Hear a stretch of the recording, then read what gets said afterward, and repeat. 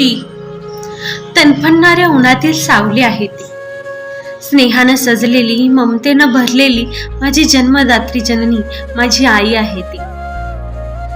ती लहान असू देखील मोठी, कधी रागात फटकारणारी तर कधी उगाचच रुसून बसणारी, पण आपल्या भावाशी कोणी लढलं तर अख्खी बत्तीशी पाडणारी राक्षसी माझी बहिणाबाई आहे. ती म्हणे लग्न म्हणजे स्वर्गात बांधलेल्या रेशीम गाठी, पण ती पदरात पडताच होता चुकला काळजाचा ठोका.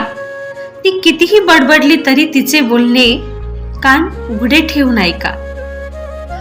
आयुष्याच्या प्रवासाची मजा तिच्या या गुणगुणण्यामध्येच आहे. ती दुसरी तिसरी कोणी नाही, ती आहे माझी सहचारिणी.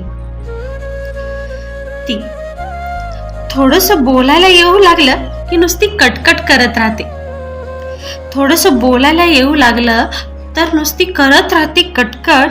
तुम्ही असंच करता तसंच करता, काय सांगू, घरभर नुसती वटवट.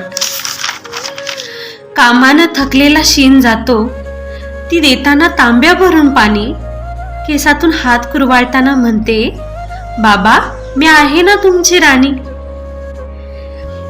ती स्वतःची हौस मौस विसरून थोडे थोडे पैसे साचवून ठेवते. माझ्या येण्याची वाट पाहत वाटेकडे डोळे लावून बसते. तिचा आनंद तरी काय हो. नातवंडांची घट्ट मिठी, चंदना परी झिजणारी ती माझी गोड आजी. ती प्रत्येक भूमिकेत तिचे वेगळेपण राहते उमटवत. अगम्य आणि अफाट अस्तित्व तिचे, तिच्या साहसाचे किस्से ज्वलंत. तुमच्या, माझ्या, आपल्या सर्वांच्या आयुष्यामध्ये रंग भरणाऱ्या प्रत्येक स्त्रीला महिला दिनाच्या हार्दिक शुभेच्छा. धन्यवाद.